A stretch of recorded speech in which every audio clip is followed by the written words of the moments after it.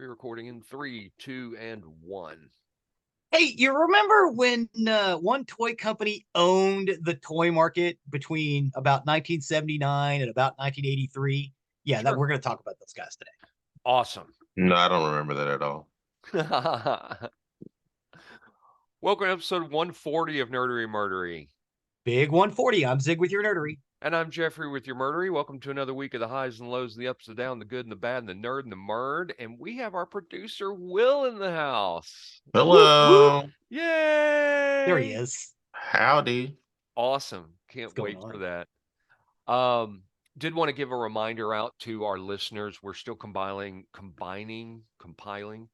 the funny movie list, movies that make you laugh out loud, no matter how many times you watch them. We have some people working on lists themselves, and we'll pick from those lists. We will watch those movies, and we'll Yes. give our reviews of the fan curated list. I had one of our fans, Paul, who we've talked about before, ping me last night. He said, "Man, this list is harder than I thought." Yeah. I said, Yeah. yeah, it Yeah. is. It looks easy, doesn't it? Yeah. So, looking forward to that. Please do send those to us. You can find the links to our email on our website, nerderymurdery.com, Yes. which we'll mention again at the end of the show. You can also find us at Nerdery Murdery on Facebook if you want to join that group. Mhm. And you can message us there as well. So anyway you can get those movie lists to us, we appreciate it, because we are going to do an episode Yep. on that of fan curated, just to get yours in there as well.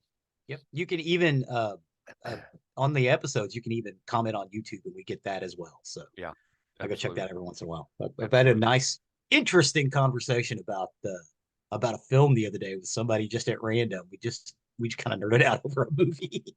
It was awesome. It's easy enough to do. Yes. Easy enough to do. Was also going to tell you, so as we've been going back and watching what's called the Defender Marvel movies, we finished season 1 of Luke Cage. I thought Luke Cage was really good. Mhm. The first season, that's all we've gotten through.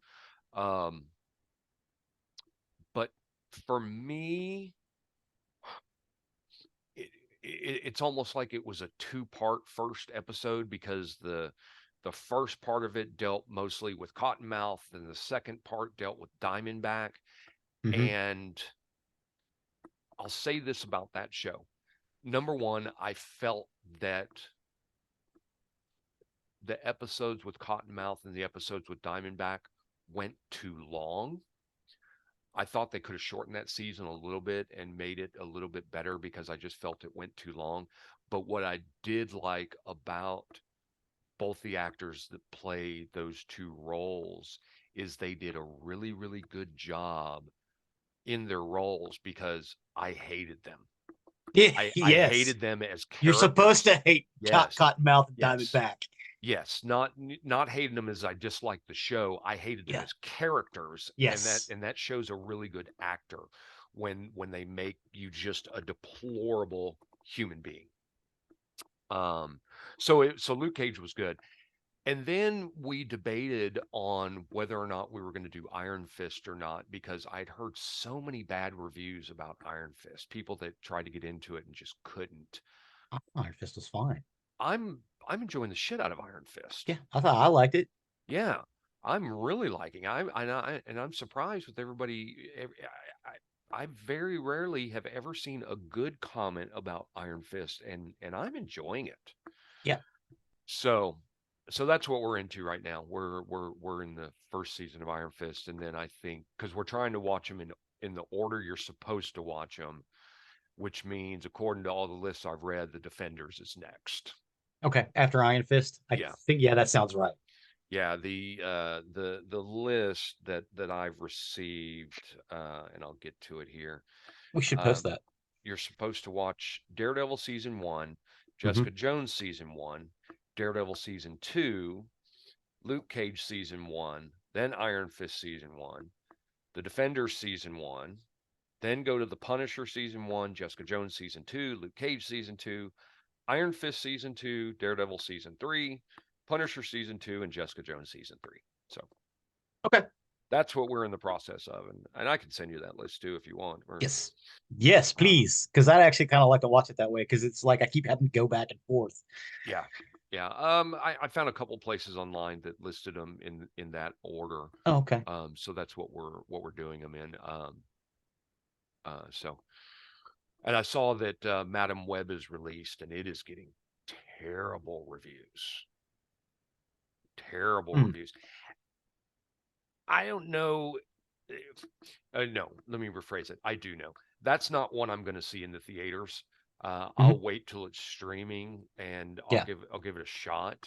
I'm not big into the Madam Web character. I know that she's a side arc to Spider-Man, but I've never really been overly interested in that character, so I'm not as interested in the movies. So. Well, she's a side arc character to Spider-Man and Spider-Woman and everything else. Yeah. I'm super excited for Deadpool and Wolverine. Yes. I loved Marvels, by the way. I saw Marvels. Oh yeah, streaming the other day. Yeah. Did you agree though? The musical number was out of place. I liked it, but yeah, a little bit. Yeah. I mean, there was the story behind it as to why they were doing it that way. It's because everybody sings on that planet. That's how they communicate. Everybody sings on the planet. But if you just talk to them, they don't understand you.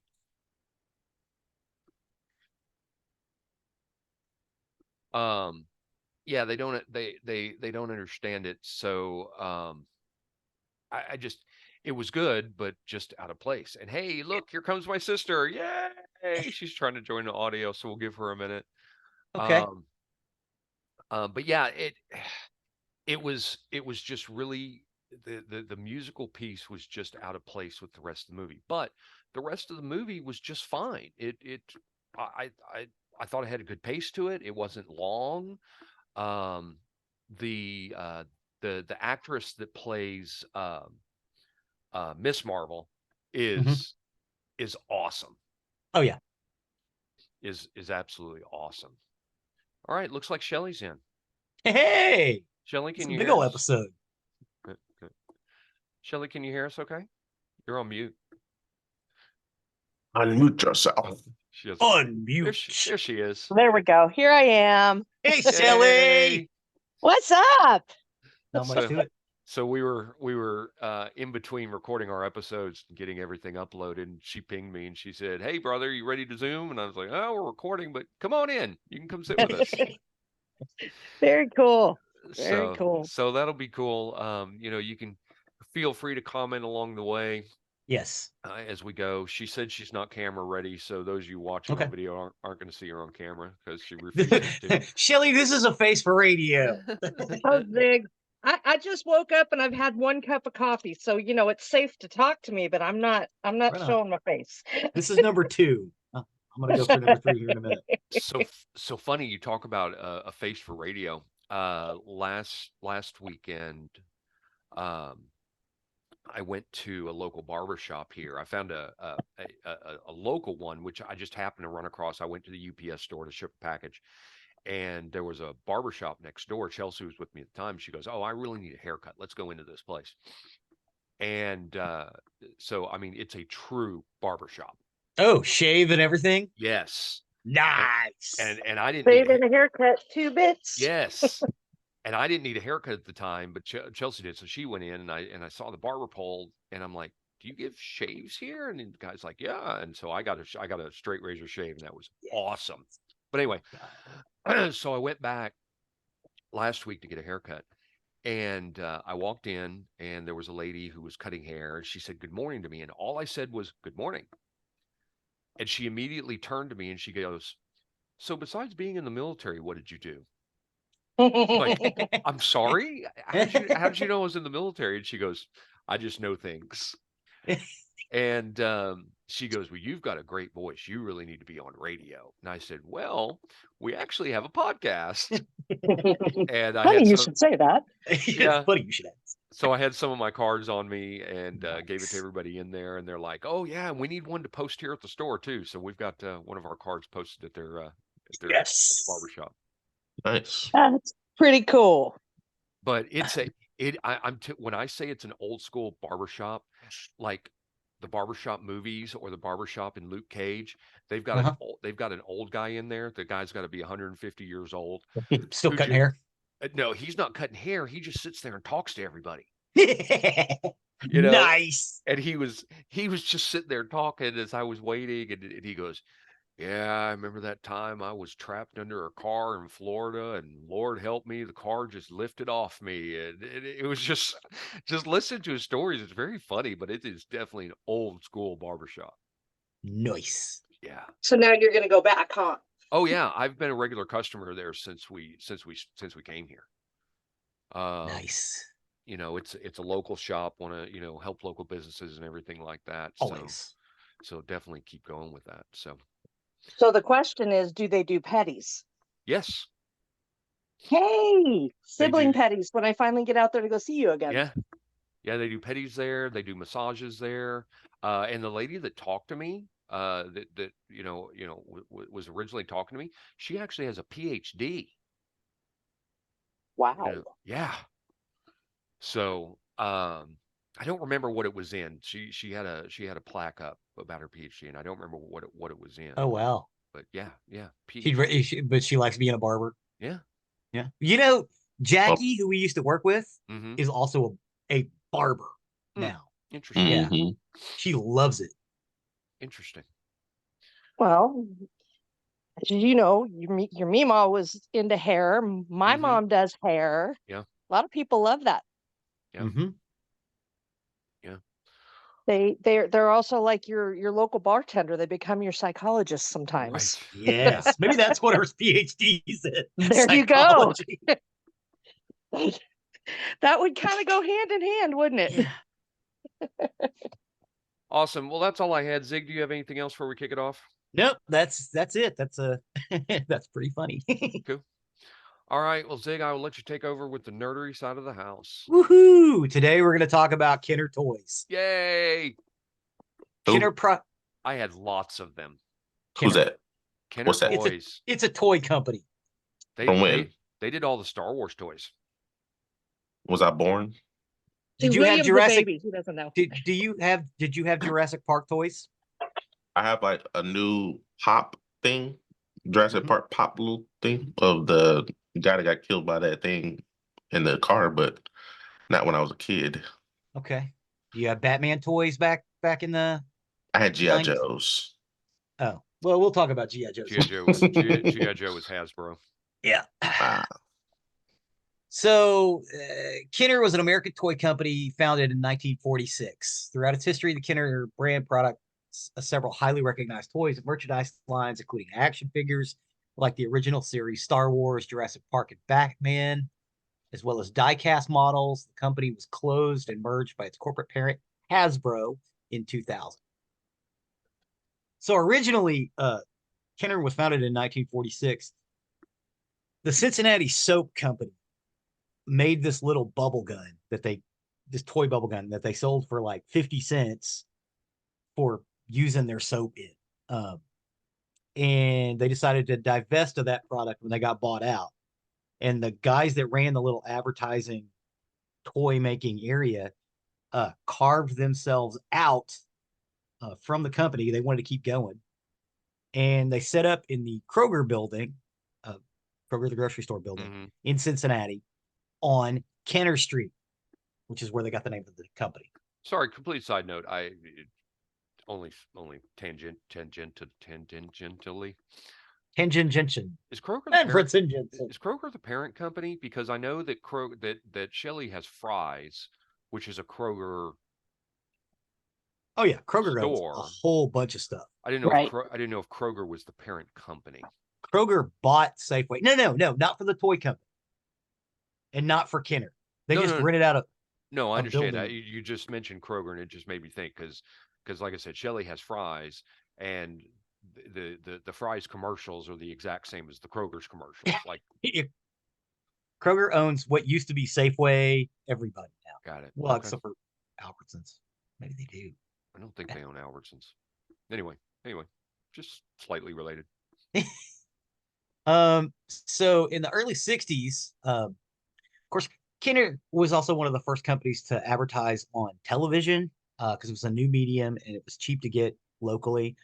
And they introduced their corporate mascot in the early 60s, the Kenner Goonie Bird, which would be used in both its company logo. It's Kenner, it's fun, and TV ads in both animated form and puppetry. One commercial was produced by Muppets creator Jim Henson and featured a puppet that would later become the Sesame Street character Little Bird.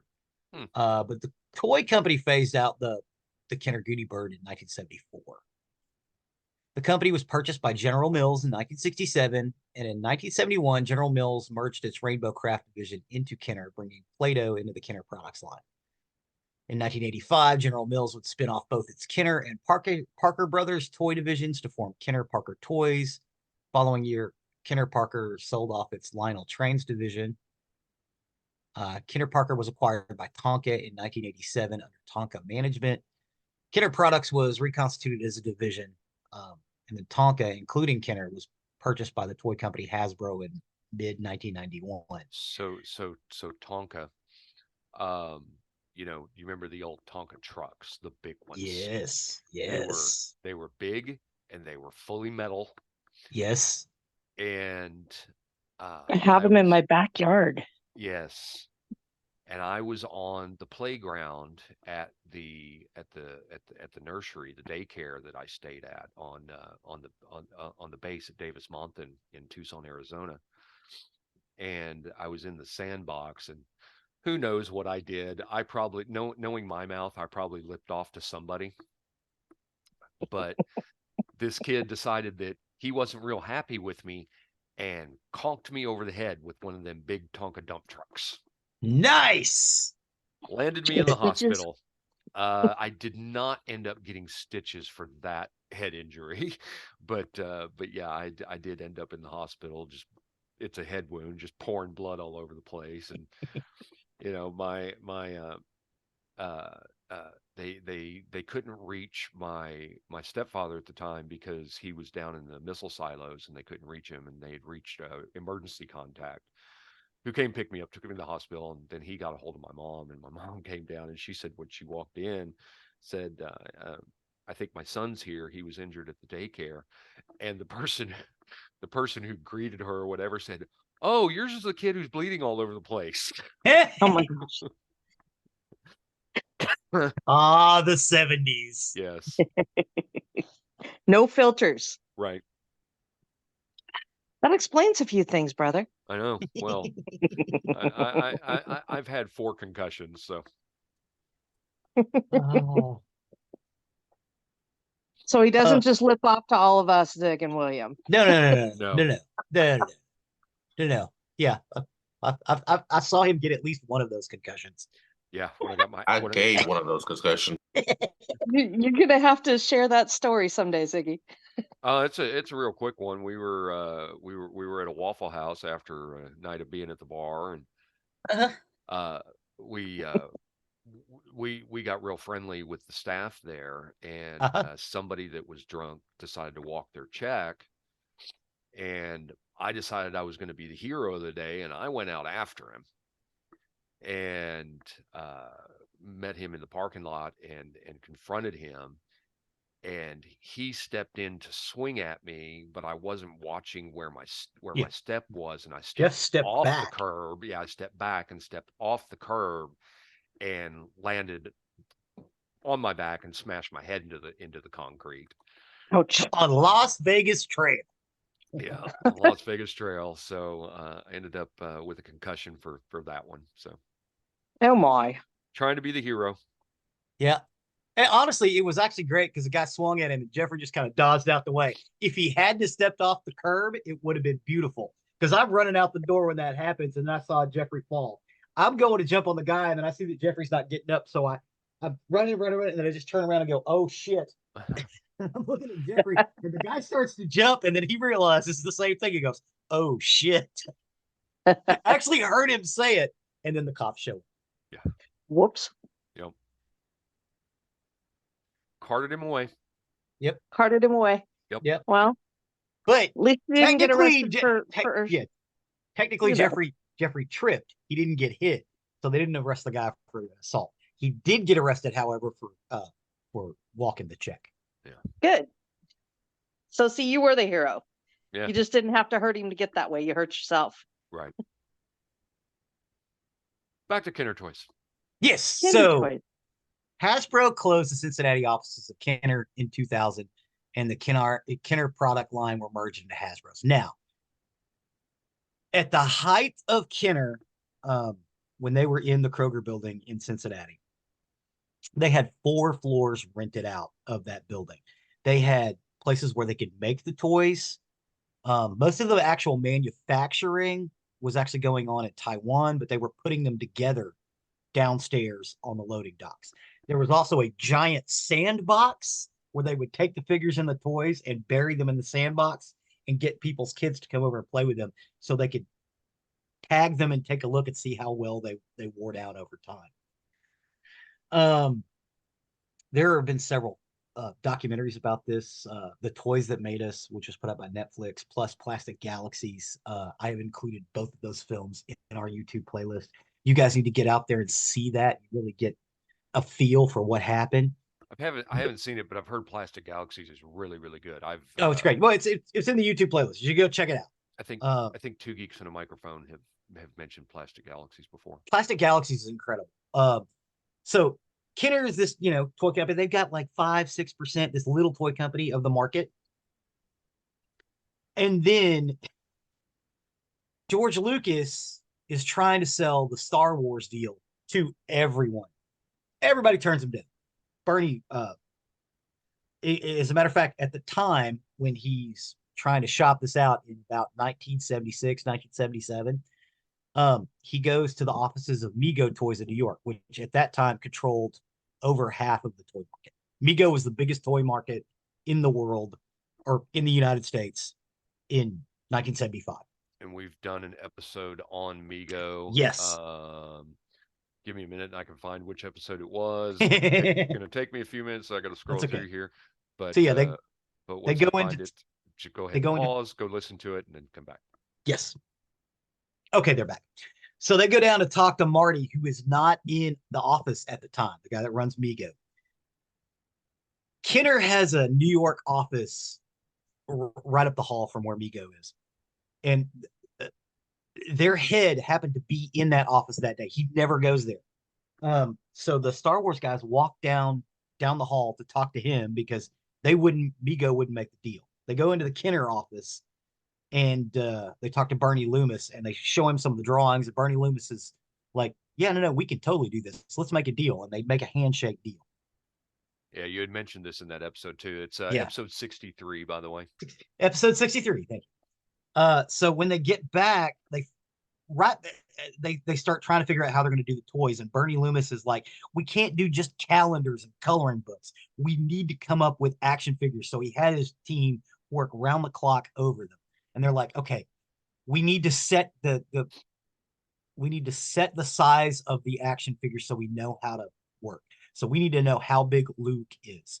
And a decision made by Bernie Loomis, he goes, that big. Luke is that big. Everything else should span off around that. And the guy said, and I quote, Bernie Loomis takes his 2 sausage fingers, holds them about that far apart. I measured it out. It's 3 3/4 inches.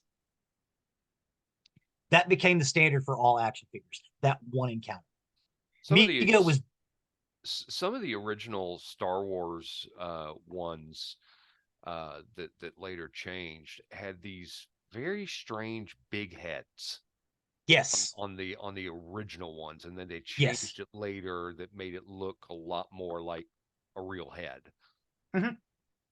The reason the original big heads look the way they did is the original temp pieces they used were the Fisher-Price action people, and they all had really big heads. Mm-hmm.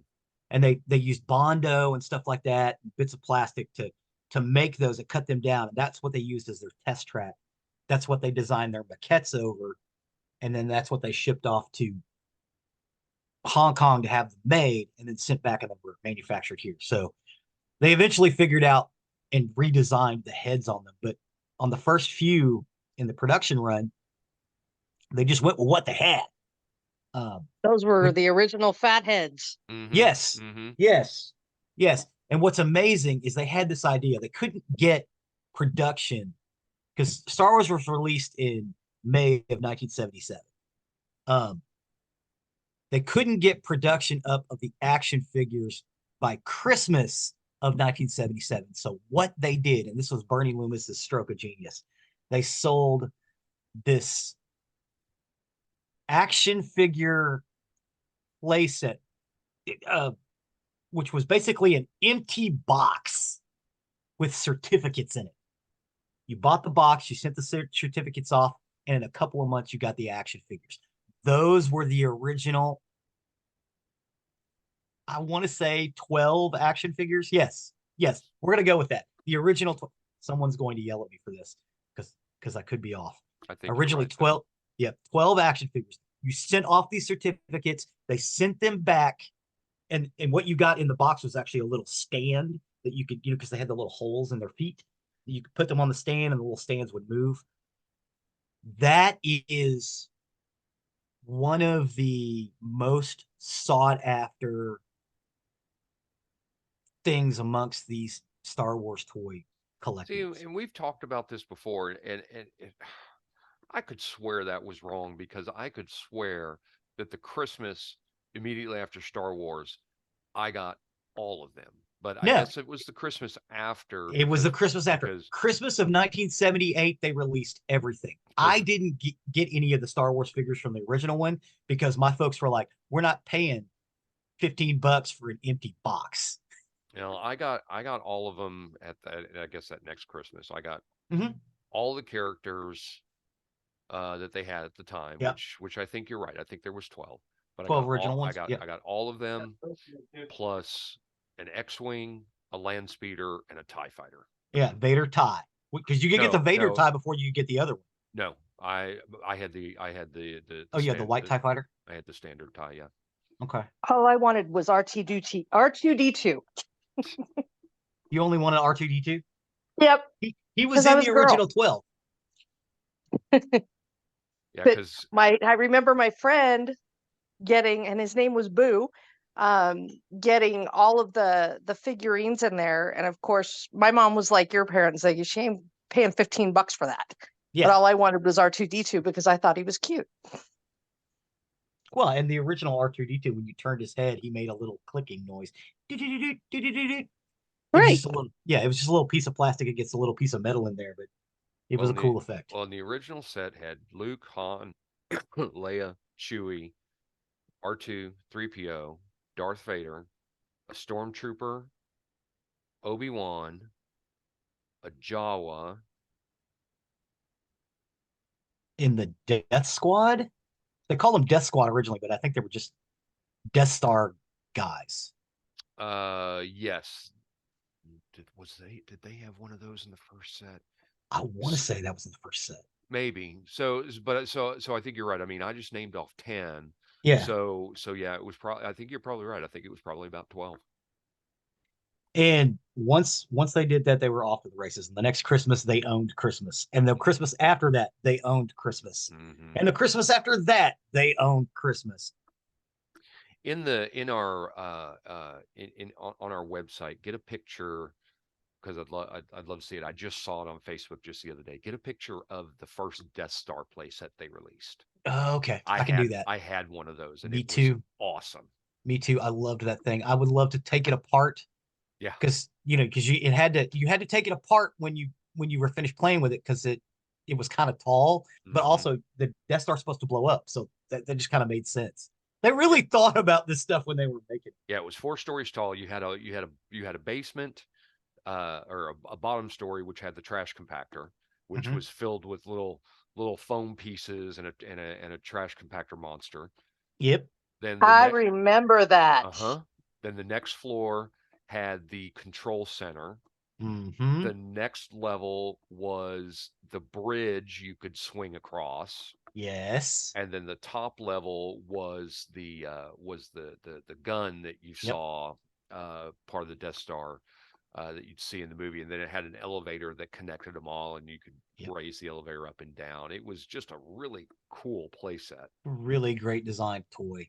Really, really great design toy. The first level also had a trap door, which you could throw Yes. the characters down into the trash compactor. Yes, into the trash compactor. It was awesome. Yes. It was so great. It was so great. And then there was a little top piece you could put on that you were supposed to be able to like park TIE fighters on, but you couldn't. In England, they had a completely different Death Star playset. Did you know that? No. Yes, they had it was made by Palatoy, and it was mostly cardboard with plastic pieces. But it was actually round. Um, and it was smaller than our Death Star playset, but all of the things that our Death Star playset lacked, the Palatoy version had. And all the things the Palatoy version had or lacked, our Death Star had. So if you put them together, you actually had a complete Death Star playset. Well, and Kenner did their own cardboard sets as well. I had two of them. No, I had the Jawa set, the Jawa set, and the the AT-AT set, were the exact same thing, just done in different colors. Yeah, and so you had the cardboard, which connected into a plastic base, which had pegs that you could stand the characters on, and had different things. And later on, after Empire Strikes Back, they came out with a Dagobah play set, which had Yoda's home, and it had a swamp that you could shove a character down into. Yes. Oh my god, I love the Dagobah playset. And then, of course, I want to say the best playset they ever did was the Ewok Forest playset, which Kenner ended up using they had because they still had the molds. They ended up using it for Robin Hood when they made the Robin Hood characters. And I want to say they did like a Flintstones one. It was also used for that. Interesting. Yeah, they used it like 3 times. Yeah, they went away from the cardboard, and then they had actual plastic sets. Because I had a Hoth set that was basically a trench that the rebels fought out of, and then the Dagobah play set that came later. There was a droid builder play set you could get later, which was really cool. Love the droid building play set. That was one of the best. And they reproduced that for Jabba's droid area. It was the same toy, but in different colors. But you still had all the pieces where you could put the little droids together and make little droids. You could make a full R2-D2 too. Yeah. It was awesome. And then right after Empire Strikes Back, they kind of went all out with like a micro version where they just had little die cast characters. But the sets that you bought them, because you didn't just buy the little die cast characters, you bought the little sets that went with them. Oh my god, they were so intricate and wonderful. But those didn't sell very well. I only knew one kid that really had a bunch of them because he preferred them because he liked the sets better. Everybody else wanted the 3 3/4 action figures because you couldn't really do much with those little die cast figures. But the micro line were really, really awesome. But it kind of failed, so they quit doing it after about a year and a half. Okay. Yeah, they had some amazing sets. And Kenner went on for a while. They eventually came out after Return of the Jedi came out. They did another series after Return of the Jedi called The Power of the Force. Well, they went back and picked up characters that they hadn't put out.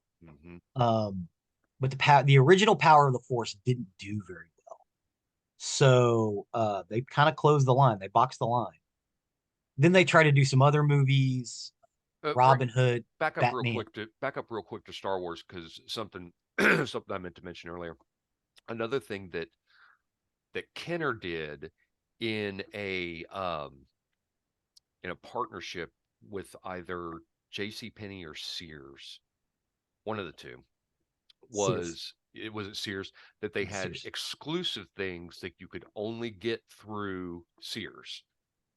One of those is the extremely rare Boba Fett, where his missile launched, which that was never actually released to the public. It was released. It's out there. No, it was not. Those are all test models. Right, that's what I said. They're out there. They produced it. It just never got to the public. But they're out there. You can get it, because by the time they actually released it to the public, the funny thing was it had the missile that wouldn't launch out. Yeah, but wouldn't launch. There was a little divot in the backpack where the switch was. Yes, that they never fixed in the production line. they had that, and then they also had a Imperial troop carrier. Yes, I love the Where Imperial you troop could sit carrier. a couple of characters in the front, and then you had Mm-hmm. slots on the side, and then there was a storage thing in the back. I thought it was funny, and I loved it. They finally brought that into the movies Yes, in they Rogue made it One. canon. In Rogue Yeah, One, yeah. they made it canon, and then you see it again in Mandalorian Yes. because they actually steal one and drive it off a mountain. Yes. So sorry, didn't mean to back up. Go ahead. No, you're good. You're good. So we go from Kenner, and we were just discussing this while you were gone. Uh, uh, Kenner eventually becomes a name brand for Hasbro in the early 90s.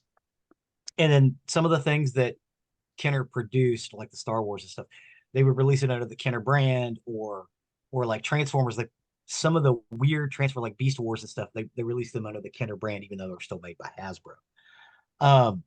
Again, Kenner kind of struggled.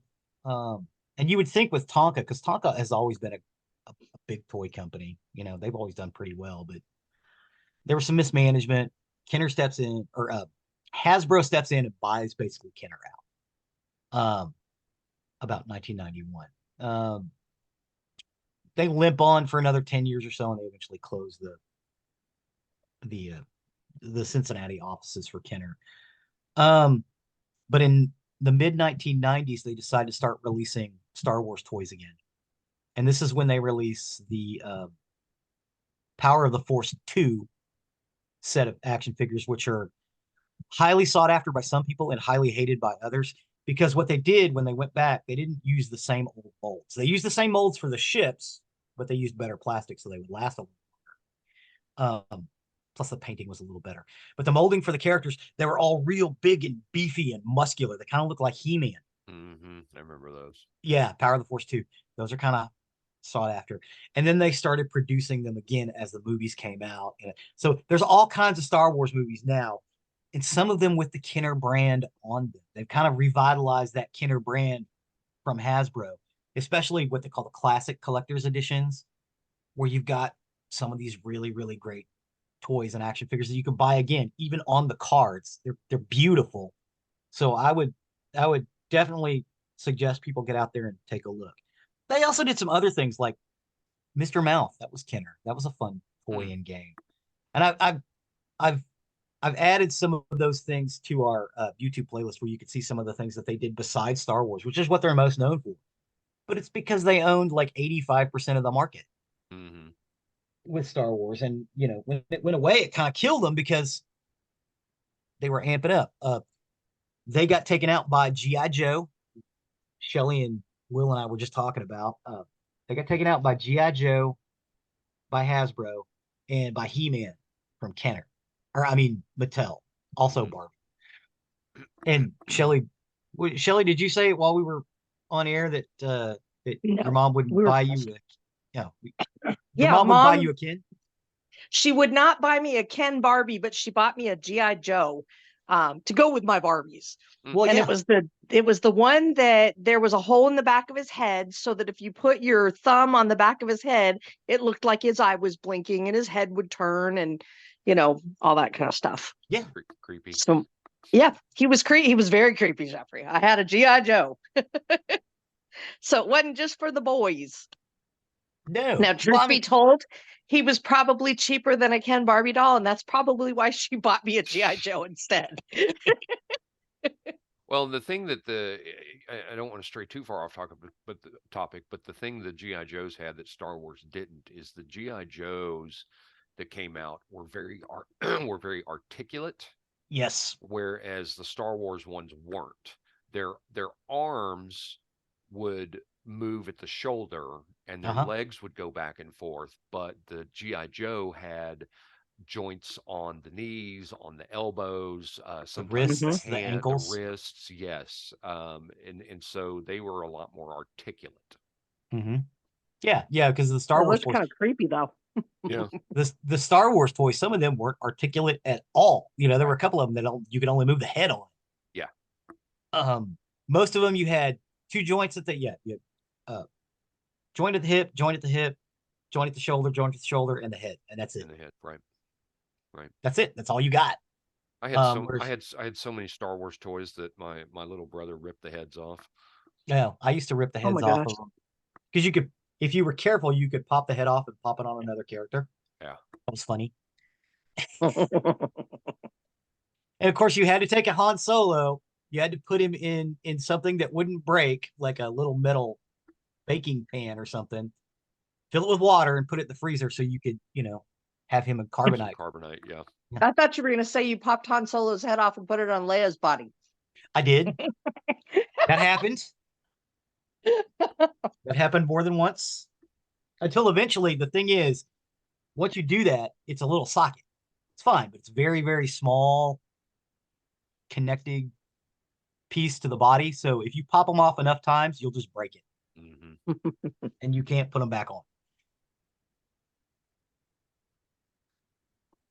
So yeah, quick tip, kids: don't pull the heads off your Star Wars figures more than once or twice. Pop them on different So bodies. I'm Just a couple of I'm times. looking at vintage Star Wars toys, and on eBay, the Star Wars Trilogy Special Edition 1996 Taco Bell set of 6 toys. It says it's rare for $20. But if you look at a vintage 1983 Star Wars ROTJ Oral-B Jedi Masters 3-pack, that's Yep. $235. Yeah. Well, those 3-packs Could were have hard to saved come our by. toys, man. Wow. Yeah, those A are hard to vintage come by. C3PO, $199 for a Yes. ceramic C3PO. And That's some of that crazy. stuff is not on card.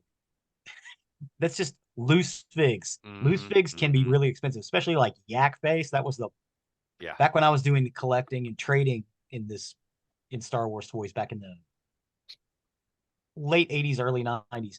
That was the one you couldn't find. That and the Boba Fett with the rocket firing thing, but you never could get that anyway. Right. They didn't. I also had a Darth Vader carrying case for my characters. Oh yeah, they had a Darth Vader carrying case. They had C3PO. C3PO.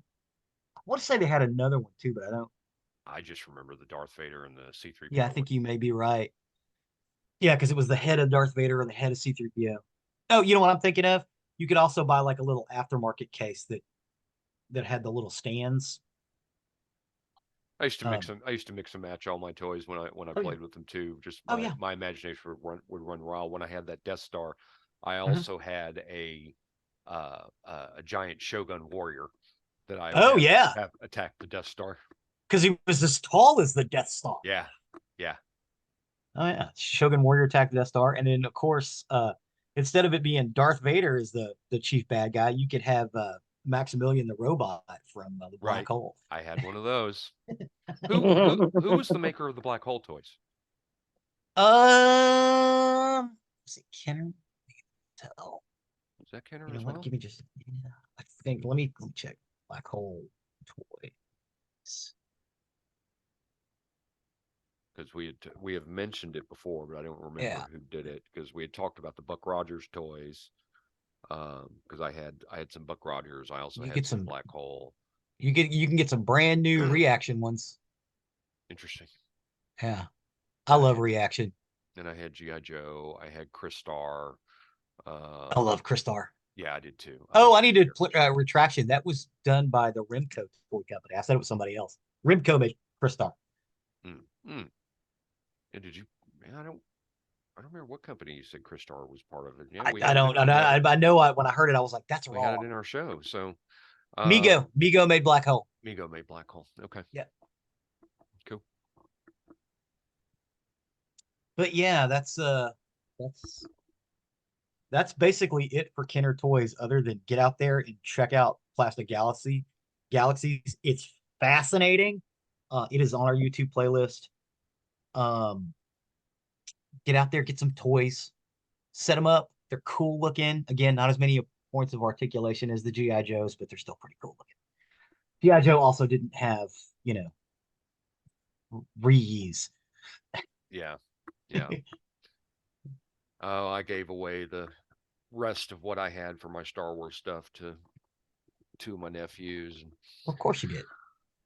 I had they were all in various different shapes of wear and tear. So, but I wish I still had some of them. But yeah, I had quite the collection of Yes. Star Wars toys when I was growing up. I had tons. I mean, when new stuff would come out, and especially the new movies and whatnot, you would get new toys. Mhm. Loved it. Absolutely loved it. I had a Millennium Falcon. I had an AT-AT. I had a snow speeder.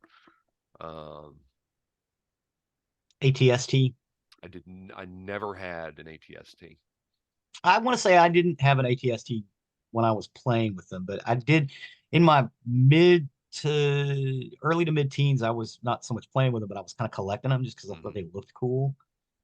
Yeah, we've talked about that before. And I had an ATST just kind of sitting on a shelf because it got a cool figure just sitting there. I had a weird fascination with dismantling all the vehicles and whatnot. I mean, I had a screwdriver set and I would dismantle them because I wanted to see how they worked. Yes, They look you like need to know inside. how, what stuff was inside. But yeah, that's about it for the Kenner toys. Thanks for going down that trip with me. Awesome. We kind of nerded out on that. Thank you, Shelly. Thank you, Will. Yeah, Absolutely. that was fun. Yeah, absolutely. Thank you for taking us down that journey. With that, we will step over to the murdery side of the house. Murder. Dun dun dun. For today, I got my information off Medium, Wikipedia, CBS News, Salon, and AP News, and this is the slaying of the Harvey family. The Harvey family. Sure.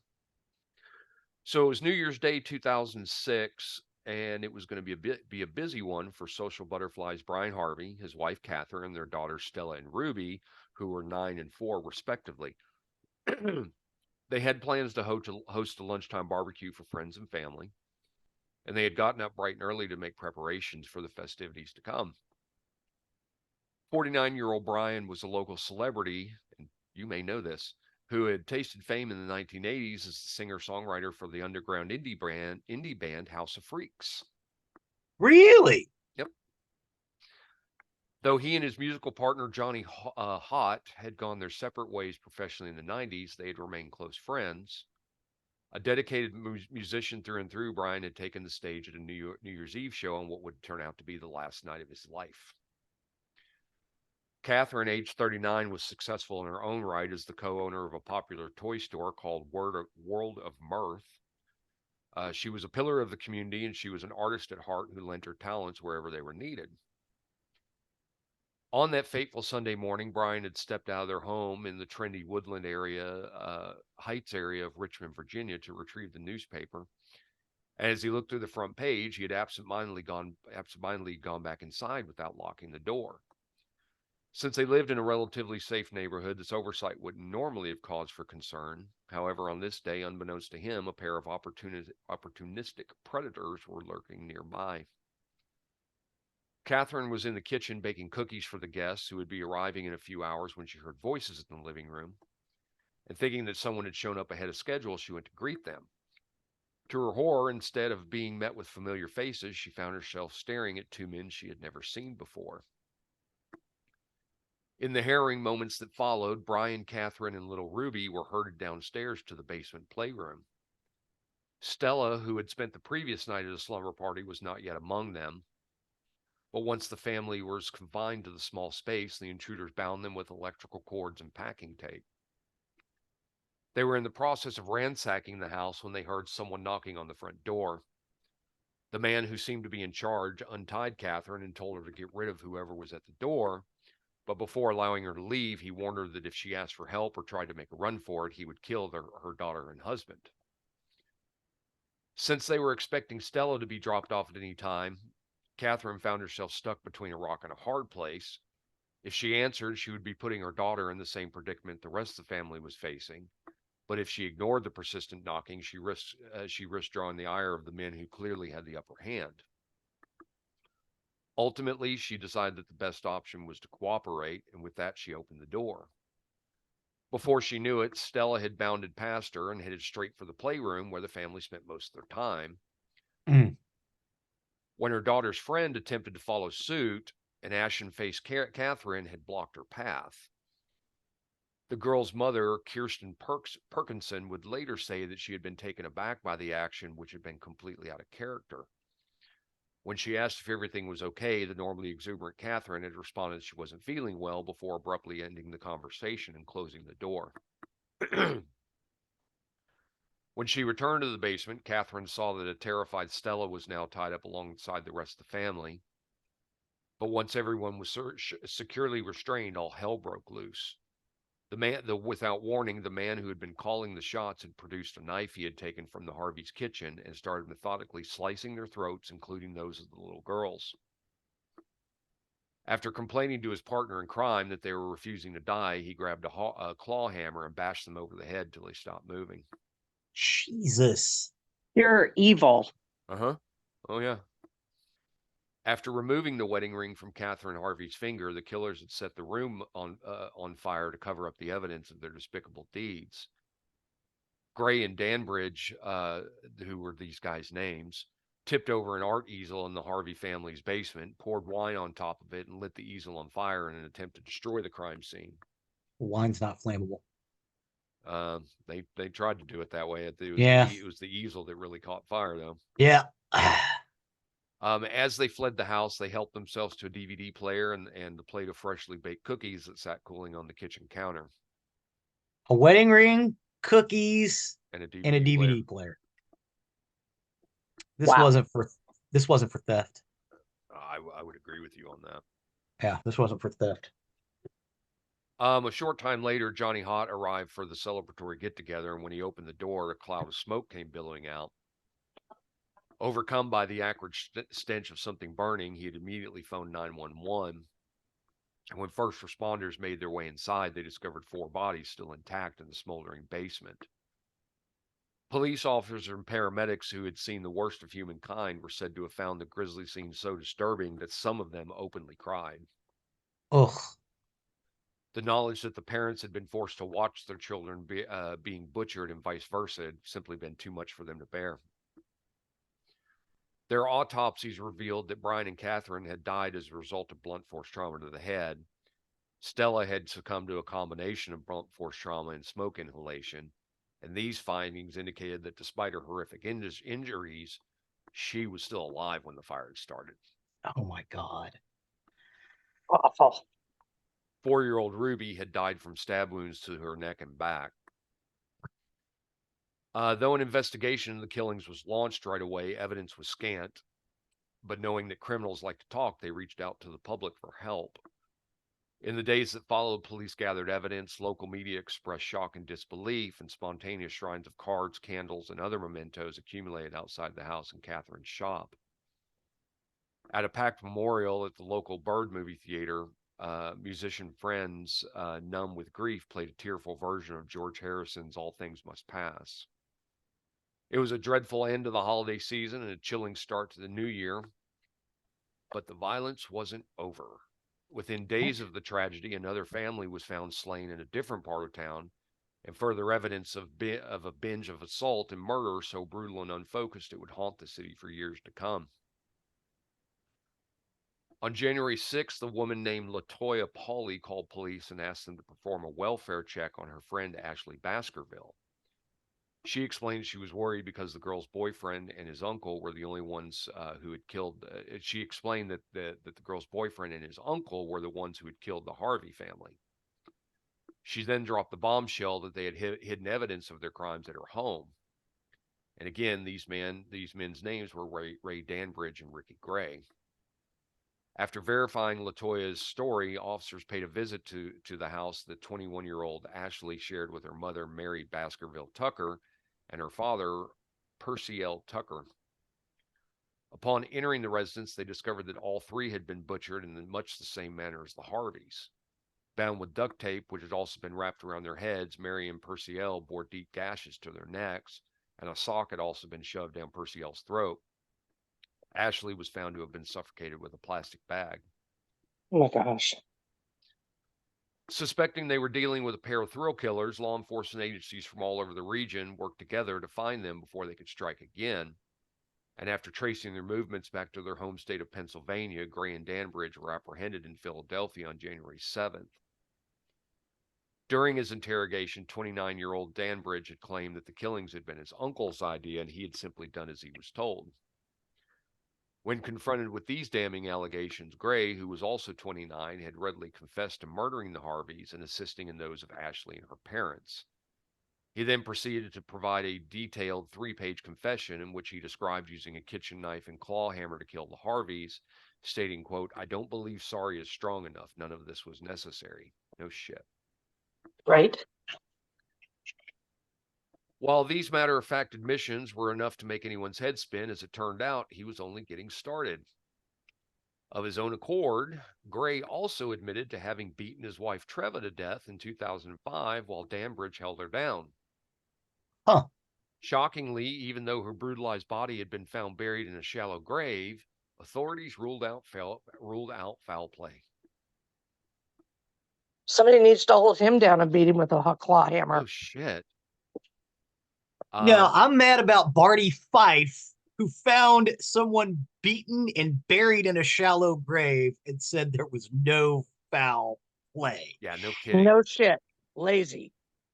Well, and Treva's husband, who was well known to law enforcement, had not been a suspect in her death. According to Treva's parents, the Grays fought bitterly, and claw marks were seen on Ricky's forearms the day Treva's body was found. Both men, however, were interviewed by Washington police, but never as suspects. Treva's mother, Marna Squires, alleged that the police assumed Treva had died of a drug overdose and were lax in investigating her death. Agreed. Gray then also confessed to attacking 26-year-old Ryan Carey as he was leaving his parents' house on New Year's Eve. Ryan would spend the next 2 weeks in a coma, and he also permanently lost the use of his right arm. Apparently, just for fun, he and Danbridge had jumped Carey as he walked to his car, stabbing him repeatedly and beating him within an inch of his life. When asked to give details of the murders, Gray had described slitting the throats of the Harveys and their children without the slightest hint of reflection or emotion. As for the Baskerville Tuckers, he claimed that the whole thing had been a setup that got out of hand. According to him, Ashley had been a willing participant up to that point. She had even sat in the car and acted as a lookout while they killed the Harvey family. In need of some quick cash, the trio had come up with a scheme to rob Purcell, who was a forklift operator who was known to keep large sums of money in the house. Ashley, believing that her mother and stepfather would be more apt to cooperate if they feared that their life was in danger, had agreed to play the role of a victim. Once Gray and Danbridge had the family incapacitated, they decided to go ahead and kill everyone, including Ashley. She had become a third wheel who had long since worn out her welcome, and they agreed the time had come to remove their cohort from the equation. When her body was found, officers noted that she was wearing Catherine Harvey's one-of-a-kind wedding ring. Wow. I hope they gave those bastards the death penalty. Well, on February 9th, 2006, Ricky Gray was charged with 5 counts of capital murder, 1 charge for killing more than once in a 3-year period, 1 charge for committing more than 1 killing in a single act, 1 charge for killing in commission of a robbery, and 2 charges for killing a child under 14 years of age. Gray showed little emotion during his trial until his mother testified during its penalty phase. She was frail and in tears, and she described a childhood of neglect and abuse for her son, much mocked by some observers and media, while holding a photo of him as a boy dressed in a sailor suit, and Gray wept during the testimony. These are serial killers.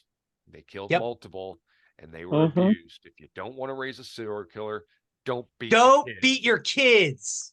We say it time and time again. Don't beat your kids. We don't. The society does not need more serial killers. We just don't. No. Quit breeding them. Yes, quit making them. In another proceeding, Ray Danbridge was indicted on 3 counts of murder for his role in the Baskerville Tucker slayings. And contrary to their earlier confessions, both men entered pleas of not guilty. Following a 6-month trial, a jury declared Gray guilty on all counts. He was sentenced to life in prison for the murders of Brian and Catherine Harvey. But as a punishment, for taking the lives of Stella and Ruby, the court determined that nothing short of death would suffice. Good. In September, not sorry. No, that's fine. In September of 2006, after learning the verdict in his uncle's case, Danbridge accepted a plea deal in order to avoid the death penalty, and he will spend the rest of his life behind bars without possibility of parole. In December of 2006, Culpeper County also indicted Gray for the murder of Cheryl Warner, a 37-year-old legal secretary and mother of 3 who was found shot and hanged by an electrical cord in her basement of her burning house in the town of Riva. Gray pleaded not guilty, and on June 4, 2008, the charge was suspended due to contradictory evidence. Ricky Gray's legal team filed numerous appeals over the next 9 years, most of which hinged on the argument that their client suffered from a diminished capacity as a result of an abusive childhood, as well as PCP use during the commission of the crimes. His case would make it all the way to the Supreme Court, where it was summarily shot down. On January 18, 2017, with all of his appeals exhausted, Gray was executed by lethal injection at the Greensville Correctional Center. The 39-year-old inmate was put to death with the sedative midazolam, followed by rocuronium bromide to halt the breathing, and potassium chloride, which stops the heart. Gray showed no emotion as he was walked in the execution chamber wearing blue jeans and handcuffs, and when asked if he had any final words, Gray responded, "Nope." Special place in hell for people like him. Yes, there are. So the reason I brought up what they specifically used, Virginia officials said in advance that they planned to use the midazolam and potassium chloride from a compounding pharmacy whose identity is secret under a new state law. Virginia would be the first state to use the compounded the compound, according to Gray's attorneys. And Gray's attorney had challenged the state's lethal injection plan, saying that even a firing squad would be more humane. Midazolam has come under fire after several problematic executions in other states, with critics arguing that it causes inmates to suffer a painful death because it cannot reliably render them unconscious. What about their victims suffering? Thank you. That's where I kind of go on that. Because, if we can't do that. Cruel and unusual punishment. I know. We are a system of laws, not a system of men. The reason our legal system has trouble is people have a hard time separating those two things. They do. And it is the rule of law, not the rule of land. Doesn't matter how you feel about it. Everybody has to be treated the same way under the law. They do. Otherwise, it doesn't apply to all of us. They do. And I agree with you, but I also agree on Shelley's statement. Oh yeah, no. Our emotions are putting in on that. I think they should suffer some too. Yeah. How you can kill a 4-year-old? Put them in general pop and let them know what they did. I guarantee you, it's going to be. I agree. It's going to be a lot worse, and you don't have to do that. That's not state sanctioned. It's not, and the state can wash its hands because even if they don't kill them, they're not going to have a good time. No, and it's odd that there is a code amongst prisoners, all these hardened criminals that do all this stuff, breaking the law and that. But when they hear that somebody hurt a child or even a woman, then that code kicks in and they tend to make that person's life hell. So yeah, I would say they should have put him in general pop and whispered a few things to people. That's, I sound like a heartless person. No. That's the thing. It's called when you get into prison, they call it presenting your paperwork. And you do that. You have to, when you're in the yard, because everybody knows. So you don't even have to whisper nothing. It's public knowledge when they get there. Yep. The problem with death row is we spend so much money on death row. It's like, you can make the problem go away itself, and then you don't have to state sanctioned killing anymore, because that's a slippery slope. That's a slippery slope. And honestly,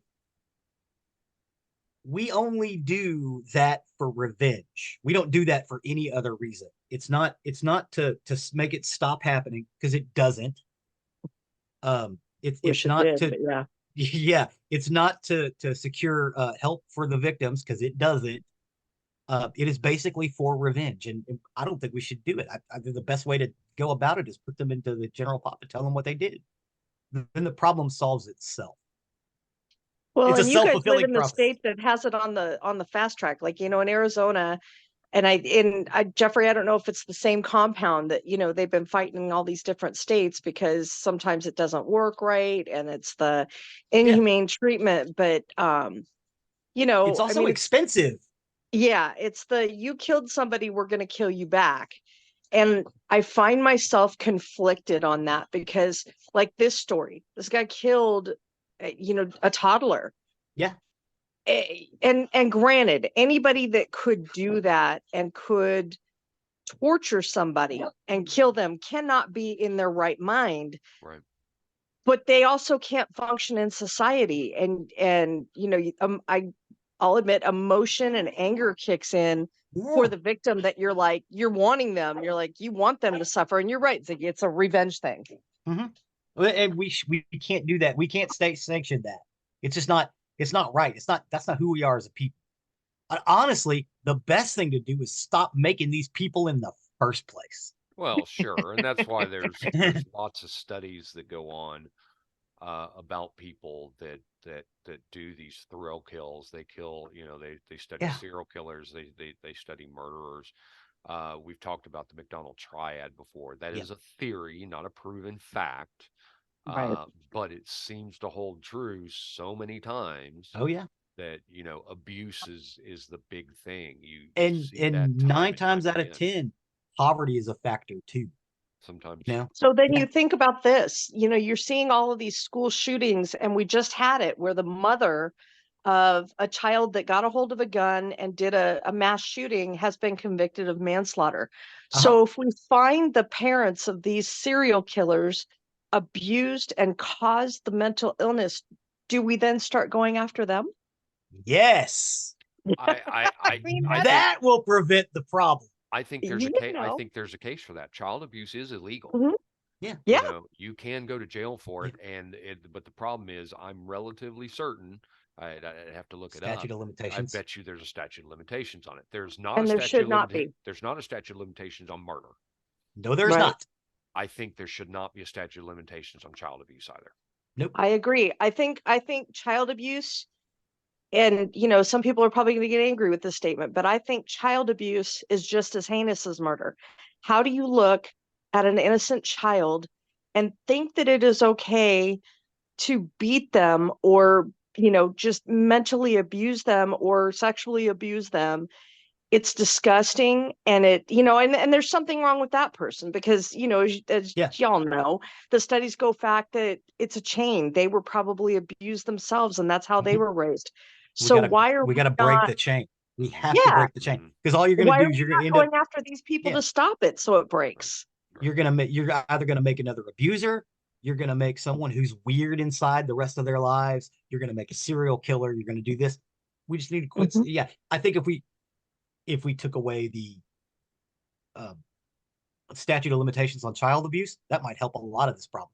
It takes some time for it to catch up to us. Yeah.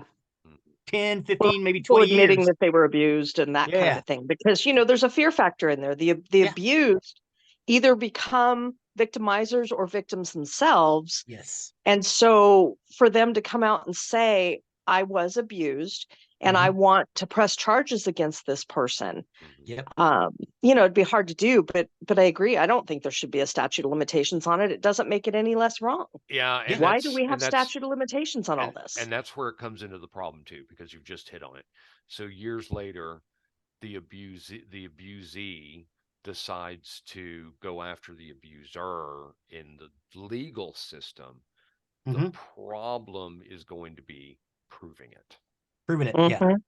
You would have to have physical evidence, which may or may not exist.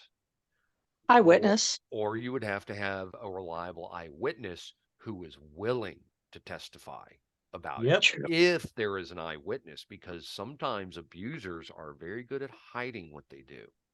True. And so that's kind of the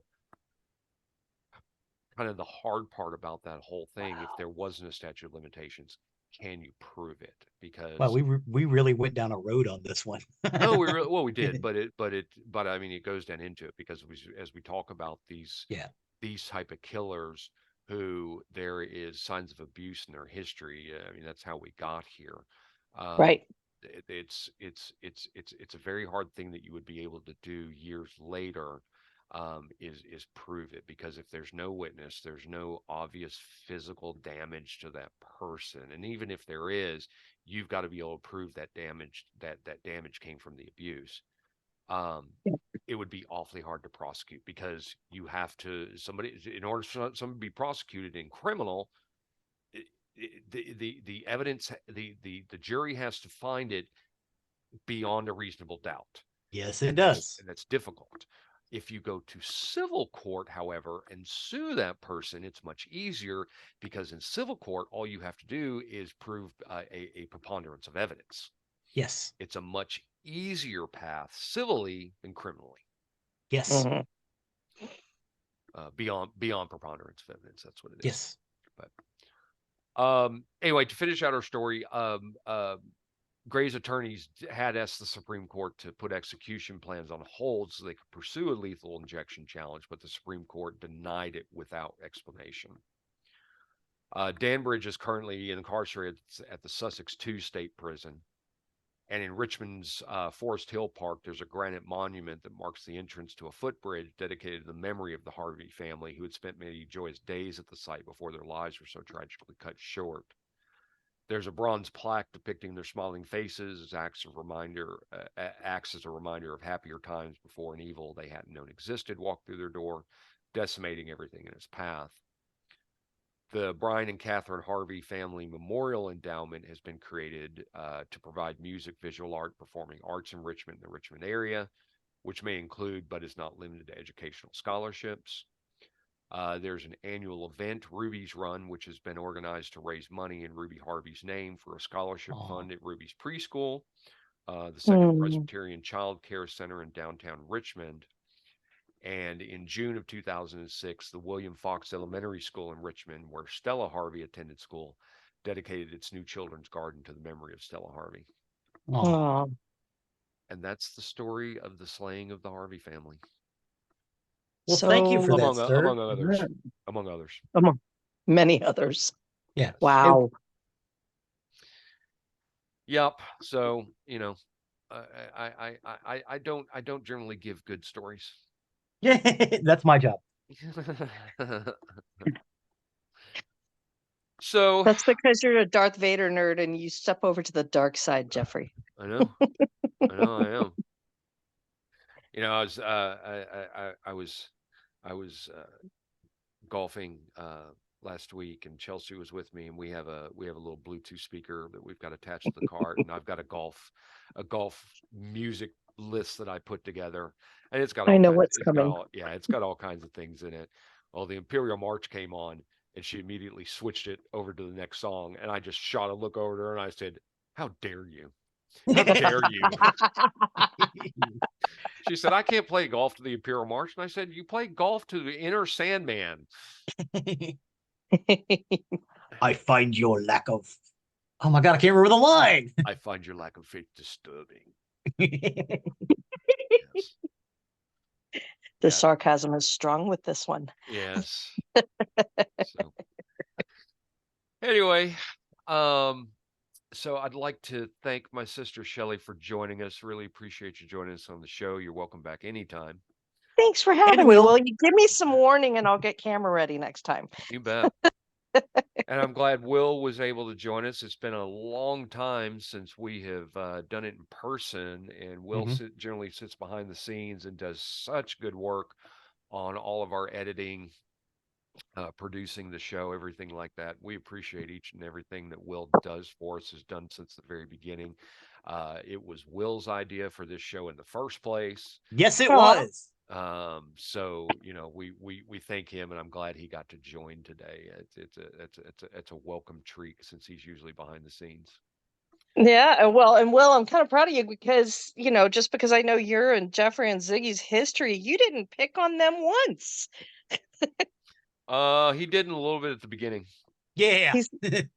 Well, I wasn't there yet, but he's been really quiet and hasn't picked on Geoffrey once, and Is he still on? Geoffrey actually behaved. I don't know. He might have fallen asleep. Will, you still there? Hello? I think he fell off. Oh no!